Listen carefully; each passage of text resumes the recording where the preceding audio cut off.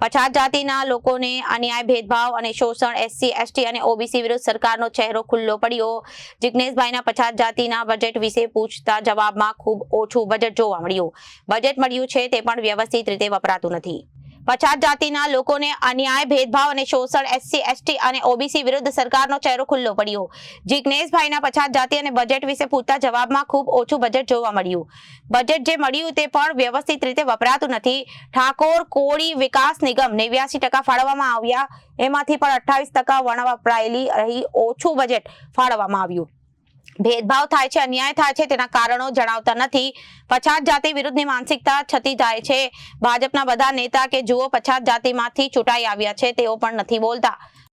Double engine સરકારનો ગુજરાતની જે બહુમતી વસ્તી છે, જે ગરીબ સામાન્ય વર્ગના લોકો છે, એસસી, એસટી, ઓબીસી, માઇનોરિટી સમાજ, એ સફાઈ કામદારો હોય, દિવ્યાંગ હોય, પશુપાલક ગોપાલક હોય કે પછાત વર્ગના વિચરતી વિમુખ જાતિના લોકો હોય, એની સાથે જે સતત અન્યાય થઈ રહ્યો છે, એની સાથે જે સતત ભેદભાવ થઈ રહ્યો છે, એને સતત શોષણ થઈ રહ્યું છે, તેમ છતાં સરકાર એને કોઈ પણ જાતની મદદ નથી કરતી.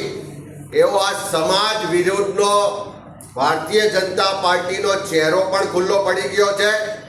અને એસસી, એસટી, ઓબીસી, માઇનોરિટી વિરુદ્ધની આ સરકારની ચાલ ચરિત્રને ચહેરો પણ આજે પ્રશ્નોત્તરીમાં સ્પષ્ટ રીતે ખુલ્લો પડી ગયો.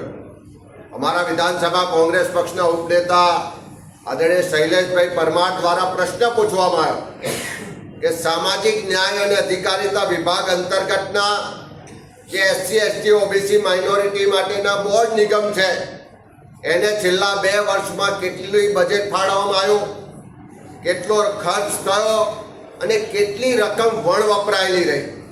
તો એક તો વસ્તીના પ્રમાણમાં ખૂબ ઓછું બજેટ ફાળવવામાં આવે છે, એની સામે વર્ષોથી અમે લડાઈ લડીએ છીએ. તેમ છતાં ફરી એકવાર આ જવાબમાં જોવા મળ્યું કે વસ્તીના પ્રમાણમાં નહીવત બજેટ ફાળવે છે. અને બીજી બાજુ જે બજેટ ફાળવે છે એમાંથી પણ મોટા ભાગની રકમ વપરાયેલી રહે છે, એટલે કે ખર્ચ કરવામાં નથી આવતી.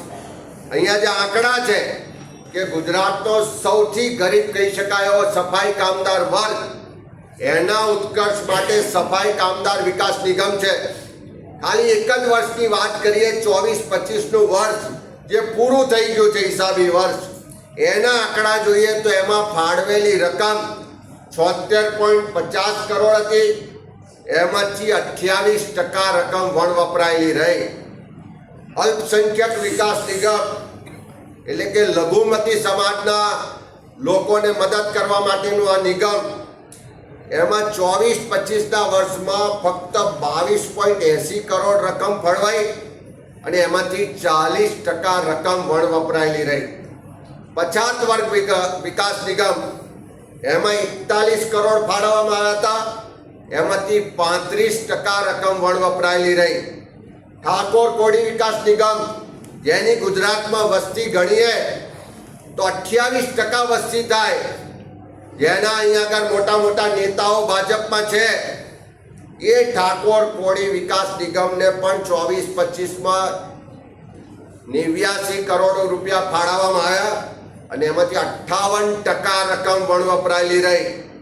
ગોપાલક વિકાસ નિગમ, એમને પણ 23.44 કરોડ ફાળવવામાં આવ્યા અને 50% રકમ વપરાયેલી રહી.